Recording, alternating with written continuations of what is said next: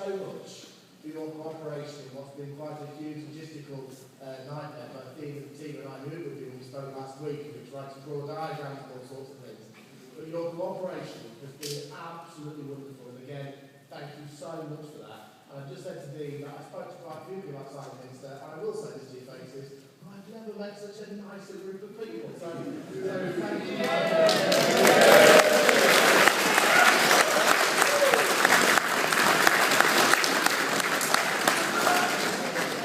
You need to know that I was asked to travel from the Minster here on a bike, and I shook you down.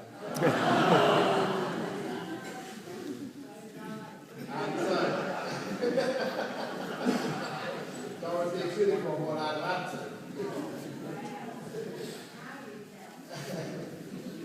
Dean gave us a wonderful eulogy as one of the poems that we heard from Leah earlier on. And now I'm going to call upon Ian and Rita to come forward, who are going to speak to us.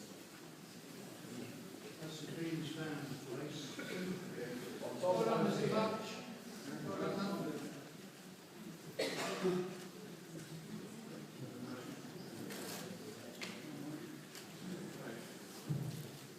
Making notes here. Now, quite often when you go to news like this, you hear somebody described in such glowing terms and such paradigms of virtue that you look around you at the faces to see if you recognise them, and you wonder if you've walked through the wrong door. I'm sure we've all been in services like that. And I'm not going to say Ferg didn't know his faults, because he did. He was the raving man.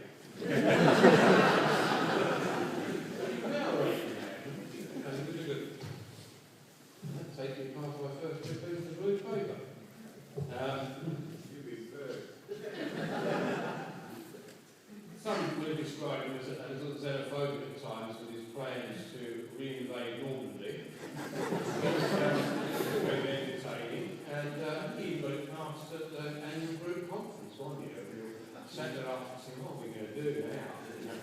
With all the objectives that people come up with for the National Committee of MAG to deal with this. That was one of the more exceptional ones.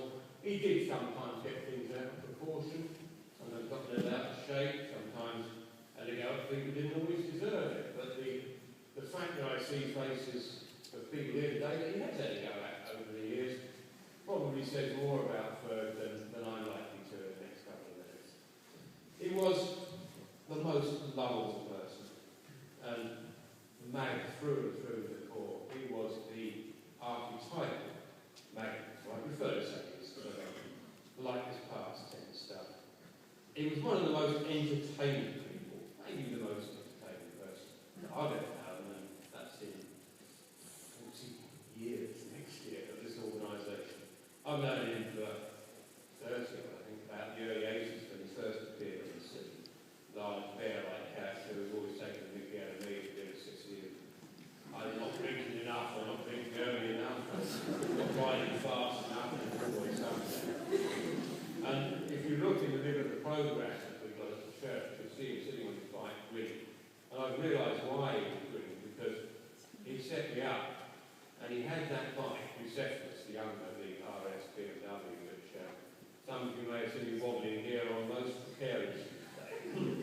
He had that set on the highest suspension set possibly could. And like, oh my God, I've got to hide this bike up. And of course, since I'm 5'11", he's 6'8", there was no problem with him at all about this bike. But it was a great honour to be given the bike to ride, and I do thank the family for giving me that honour. And even trusting me with Ferg's daughter Molly on the back. I apologise for all the wobbling about, particularly in the early stages. The bike was a bit more of a man's bike than I should have been on. And I'm sure Ferg was finding it now immensely entertaining.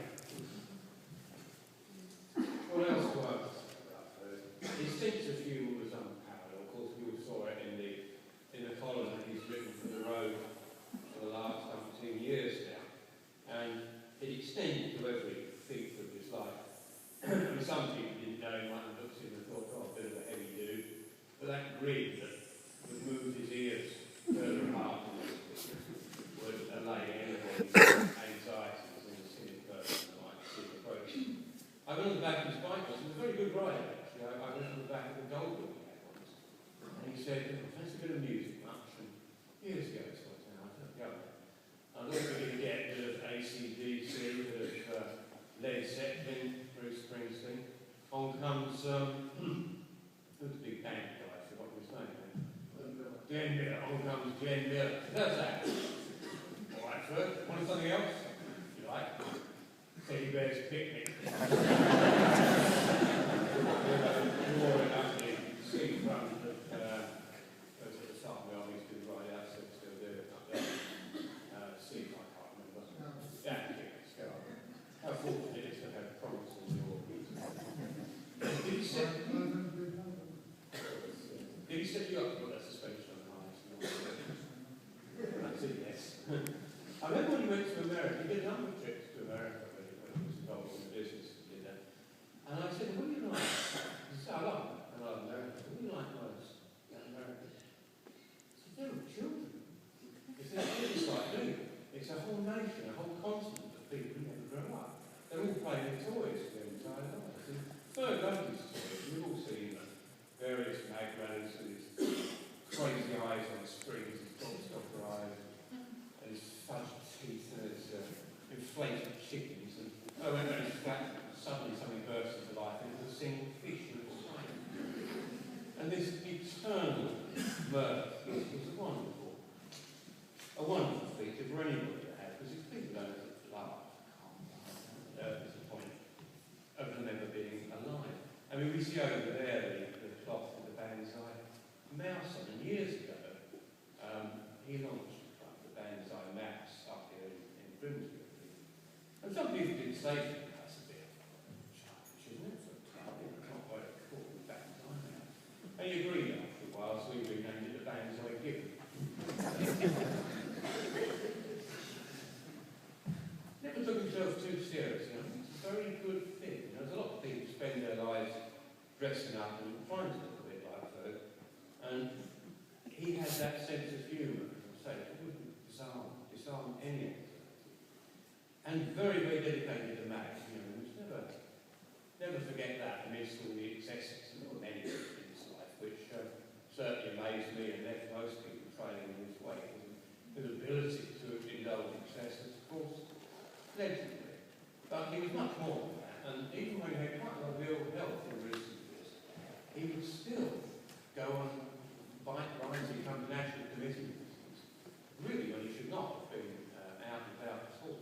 He'd turn up there, and then he'd go off 200 miles in an evening or something, even in the winter, to go and see some bike club and give a talk to them about Mag. And, anybody that would ever balk at that sort of thing would always be the butt of his mirth and contempt. You know. At the risk of sounding politically incorrect, I think being known as Crematorium, you girl, you know, and hear him saying that to me on numerous occasions. Man up, wrong with him. But he would probably have said that, robbing about on that line today. Of course, irreplaceable. On the one hand, that's irreplaceable, and on the other, I don't like the phrase that threw away the cliche of the mold, that's it, they made him, because I like to think that people like Ferg kind of set the tone for others, that others can look at his example, and whether there's sort of pictures of him, or read his column, or met him in person, there's a little bit of him in everyone, and frankly, more of him there is in everyone, the better this world will be. So I shan't ramble on forever. Pete's got some words to say. I listened to Pink Floyd last night and drinking too much. And I suddenly realised the words I wish you were here, like I do. But I like to think that he still is, you know, everybody else believes. I don't like this rest in peace sign. Feel forgive me for denigrating that, but I find it a bit dismal. I'm sure that Ferg's got no interest in resting whatsoever. But he's poor. So, what I would say, we haven't got glasses in our hands at the moment, but there's a rumour that sometime later on today we might get half a shandy knocking about. So I'll ask you to raise a dry toast, at least for the moment, to Ferg, and simply say, ride free, Ferg.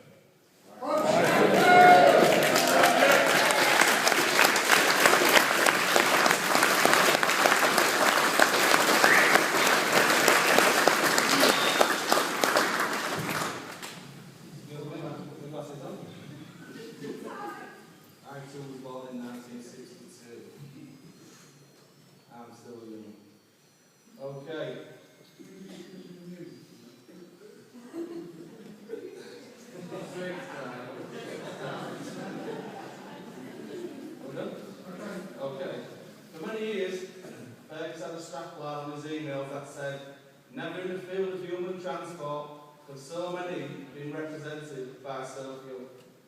But in reality, there's one person ever touched so many. Just the emails and messages I've received from my circle of friends and acquaintances has been outstanding. Looking at Facebook and seeing you all here in midwinter tells the story of a man that touched so many in 50 years of making mayhem. Fergs was best known for being a funny man. Whether it be stood at a bar, sat on a tent, or in his new book, Is That You, Angus, available at Amazon, £1.73. Just one of my last conversations with Ferg was, push the book as much as you can, so I'm not stopping now, alright. So, or his writing in the road, or as strutting Gobbler magazine. But this said, Fergus had a high sense of morality and standards, and he did not joke about them. I myself came a cropper when he considered I had crossed the line and received a lambasting that stood me in my tracks. This was not easy. This was not to say that he bared a grudge. He simply said his piece and then left you to decide how your relationship with him was going on from there. I chose to agree to disagree with him, and that was fine with Fergus. He was very serious about having fun, and fun to Fergus was riding and socialising with motorcycles and his fellow riders. To quote Elaine Hardy from an interview she did with him about motorcycling, he simply said, "Motorcycling is just fun." That was it. That's what he thought motorcycling was. That's why he did it. He loved it so much, he not only joined MAG, he became active in MAG. This he did over many years, with only a small breathing space in the middle of his active MAG membership. It was during his first period of MAG that I met him, way back in 1989, stormed up to the gate at the Family Night Party where I was working. His helmet already removed a long way before he reached me, and said, "There's bloody measure slips and fockers all over the place. I've been in numerous cockfights all the way between Driffield and here." I stood aghast looking at him, thinking this fella's a nutter. I must get to know him better. Since then, I have always been known as not the real Pete Walker. In his second stint at the sharp end of MAG, Fergus took on numerous roles. He was the vice chairman of the group. His chairman of the AGC brightened a number of lengthy and serious meetings. And always at some point the bulging or wobbly eyes would make an appearance, or a false nose, the rubber chicken or the famous kazoo. I think he's best, and I think he's best, and I believe the role he was proudest of in MAG was his exemplary stint as National Clubs Officer. Only a week before his untimely passing, we were on the phone discussing his role and how successful it was. I asked him if he would take it up again because his role needs filling now at the moment, and he said he couldn't at the moment due to other circumstances, but he was willing to keep contact with the clubs, 150 of them that he'd already joined, and send monthly emails to them. I asked him what's the best way to get more clubs affiliated to MAG. What was the secret of his success? Simple, he said. Get off your ass and visit them. People like the personal touch. He had a 100% success rate on the clubs that he visited. He rode tens of thousands of miles in that role. Nothing was too much for him to further the MAG cause. He was one of the founders of North East Lincolnshire MAG, taking on any task to make it a success, taking on any position on the committee that needed filling. Anything, again, nothing was too much trouble as far as MAG was concerned. Fergus was and still is a Viking freedom fighter. Fergus was a great supporter of people. I recently broke my leg and he was one of the first to get well soon card. He emailed me regularly to keep my spirits up. In the past at low times when I have been under a lot of strain with my job, my personal life, he has been a constant source of support, and his offers of help is something I shall always be grateful for. We all have stories to tell about Fergus. We all have things when thinking of him that will make us smile. He had an innocence about him that made him warm to people, and people would start taking to him at the drop of a hat. I have seen him around farmers markets and charity cake stalls at valleys, talking to the twin setting pals fraternity. As he approached them, the look of horror on their faces was such a large man descending on them. But within seconds, they would be chatting away and talking about jam, cakes and buns. I like to think Fergs lived in an healing comedy or a Palmer Studios world. A very British world. Whilst he admired and respected all of the armed forces, he once told me that he would have loved to be a prisoner of war. Joining the escape committees, walking around with soil coming out of his trouser legs, and giving the damn boss a good over around. He had many fantasies of this kind and things that he has said, and I have sat and listened to on many a drunken, rambling evening. His envy over my son Jack going to Jedi training school at the Florida theme park. He sat looking at the certificate for about half an hour, almost green with envy. We would sit and talk about Star Wars with Jack for ages whilst over at my house. He always had time for the young of this world. In his book, Is That Looking for You, Angus? £1.2. He described how he met his old sparring partner Rob. Rocket the Jack Russell wasn't around then, and how we could have avoided all the bickering like in Jim Brackett by simply saying no when Ron asked the question if he was from Grimsby. But this would have not led to a great and turbulent friendship they have had for 20 odd years, and the bromance thereafter. In 2005, the farmyard suffered a flood, and a lot of damage was experienced by about 60 people who were still on the site on the Sunday night. The result of the flood meant that Mag had a massive clean-up operation to do. Ferg was one of the many folk who volunteered their time to come along and help with the mammoth task in front of us. We had been donated a very large pair of waders, and as Ferg happened to be very large, he popped himself into the waders, and with the team started to walk the river, pulling wreckage out of the water and passing it up the riverbank to be disposed of. He and the team did a great job there, walked the length of the river up to Helmsley. We were working with the Environment Agency, and they had officials that oversaw what we did. To my horror and Ferg's amusement, I overheard him whining the pair as saying he had nothing on under the waders, and how the water rushing past them made him aroused. They and I didn't know what to do with ourselves, and we all made fast exits. The next year, in 2006, we moved the farmyard to higher ground and gave Fergs and his then sidekick Murray Barr to manage all the Avalon. They decided to give it a bit of a thing and said they were to dress like Jedi Knights, which the pair failed miserably and ended up wearing monk's robes at Barr Mistake and had to make do. They made a bold statement that everyone should receive a lollipop on arrival and they would keep the bar open all weekend as they would not be sleeping. They managed the lollipops, but Fergs lasted until 3 AM before we found him snoring on the sofa with his hat over his eyes. That same year, I asked the pair to mark out a 200-foot circle with ground square, giving them a 100-foot piece of string and a tin of spray into it. On returning, I found the two very confused men looking at a gap of around 10 foot inwards from the spot they started to the spot they finished. They had used something large to tie the string to and not allowed for it wrapping around it and making it shorter. If they had carried on, they would have made the 200-foot spiral and up their own backsides. It was at this point we realised Ferg's talents were not in fancy dress hire, bar or event management, so we let him be a valued customer from then on. It was shortly after this when he had the misfortune.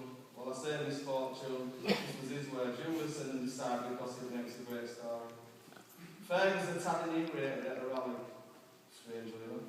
Due to taking part in a few too many libations and decided the best course of action was for him to find in his bed. Off to find his tent he goes.